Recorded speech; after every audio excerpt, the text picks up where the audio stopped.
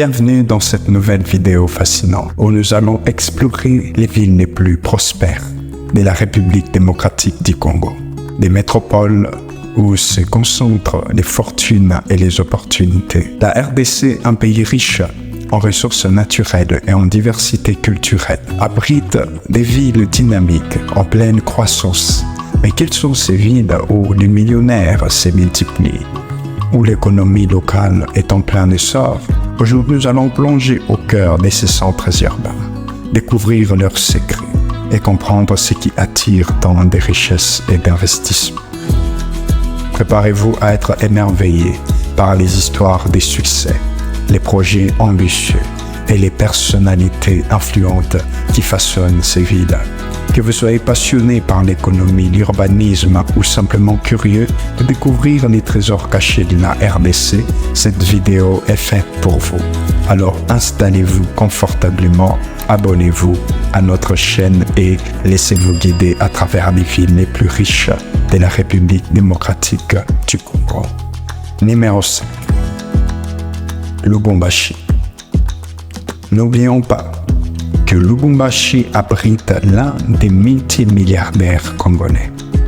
À lui seul, sa fortune équivaudrait à celle des centaines d'entrepreneurs réunis. Cela est donc un signe que les affaires marchent bien à Lubumbashi. Mais ce sont les plus violents qui s'accaparent de la plus grosse part. Et quelqu'un va se demander si on peut mesurer la prospérité de toute une ville, de tout un pays, de tout un continent, soit, par rapport à la réussite d'une seule personne. J'aimerais juste dire que la présence d'un millionnaire dans un coin, c'est la création de millions d'opportunités. Si on prend le temps d'exploiter ses atouts financiers pour le compte de sa contrée, cela pourrait être quelque chose d'avantageux pour tout un pays. Mais la plupart des fois, le manque de leadership de l'État ne permet en rien la facilitation de cette manœuvre. Le nombre de millionnaires à Lubumbashi ne cesse de monter en flèche à la vitesse des croisières. Numéro 4. Le Kasaï oriental. Longtemps, les diamants a fait de la capitale du Kasaï oriental un poumon économique de la RDC. Mais le secteur s'est effondré, laissant les habitants de la ville dans le désarroi. Alors que Félix Tshisekedi vient d'annoncer des mesures de renonce, il espère voir revenir les fastes d'attente. Dans cette contrée de la République démocratique du Congo, les diamants a créé plusieurs millionnaires en dollars. Malheureusement, qui dépendaient des mines et des matières premières, principalement les diamants, cette ville abrite un grand nombre de millionnaires, comptés dans des dizaines. On peut encore deviner l'euphorie qui s'emparait des cercles mi-bas quand arrivait le dimanche à la mi-journée. Après la messe, les vastes espaces verdoyants voyaient arriver les familles apprêtées, les adultes s'installer au restaurant dont la table faisait partie des puits réputés de la ville. Les enfants jouaient au basket et plongeaient dans la piscine. À l'eau rafraîchissante. Ici, on savourait le week-end après une semaine passée dans les mines. Millionnaires qui vivaient dans l'opulence à cause des diamants. Numéro 3. Goma. Les potentiels qui regorgent du Nord Kivu dans le tourisme, les sols et les sous-sols, l'environnement, l'entrepreneuriat, la créativité et autres peut susciter l'émergence de plus de 100 milliardaires dans 10 ou 20 ans dans la ville de Goma. C'est la vision de certains élites congolais, experts en économie de développement. Pour eux, les contraintes sécuritaires favorisent l'économie des guerres dans l'est du pays. il est possible d'avoir des industries pouvant produire des aliments, de Motorola ou d'autres articles pour soutenir les militaires au front. La ville de Goma est l'une des villes en constante évolution.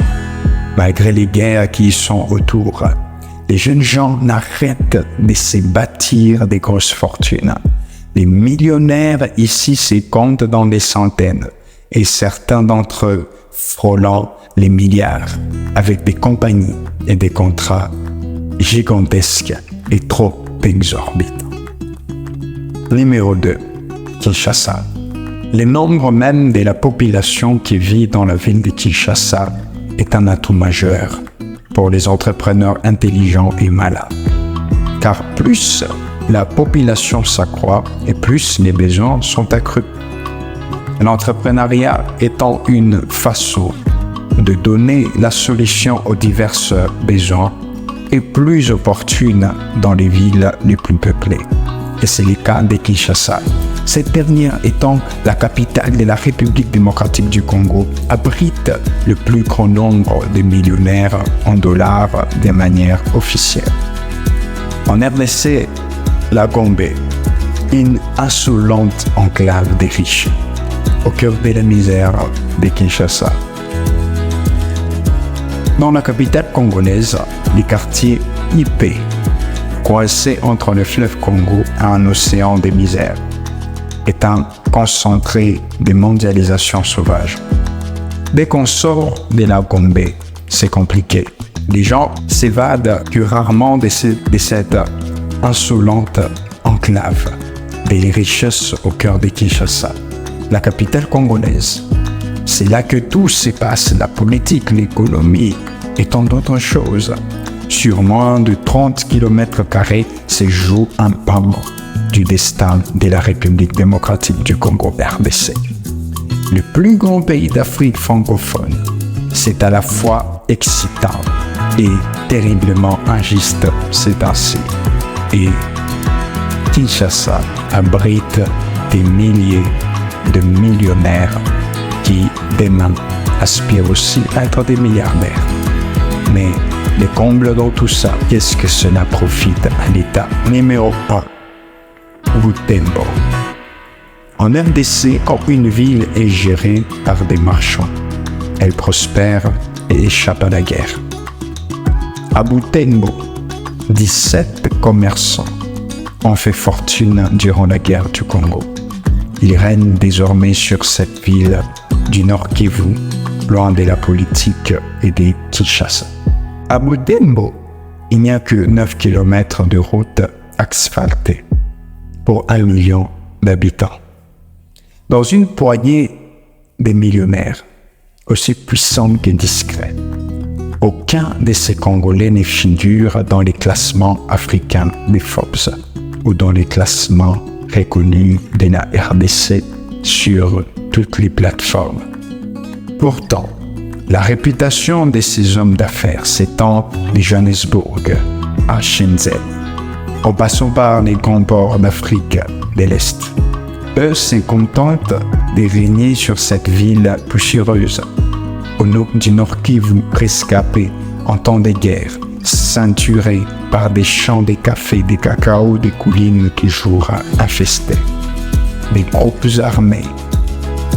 La frontière ougandaise est à 80 km de la capitale de Kinshasa, à plus de 1600 km. À Butembo n'est établie qu'une seule ethnie, les Nandé. Et ce ne sont pas les hommes politiques qui gouvernent cette sorte de micro-État, mais les G17, un club de 17 grands commerçants frontaliers fortunés. On n'entend rien de politique et l'État a abandonné Butembo. Ils financent eux-mêmes la sécurité et les infrastructures comme l'université, la mairie, les monuments. Ils sont sûrs que les choses se font et ils maîtrisent les avancées. La ville n'a jamais reçu un seul kilowattheure de la Société nationale d'électricité depuis l'indépendance en 1960. Merci d'avoir regardé la vidéo jusqu'à la fin. Si vous avez aimé cette vidéo, n'oubliez pas de vous abonner pour ne manquer aucune de nos futures aventures.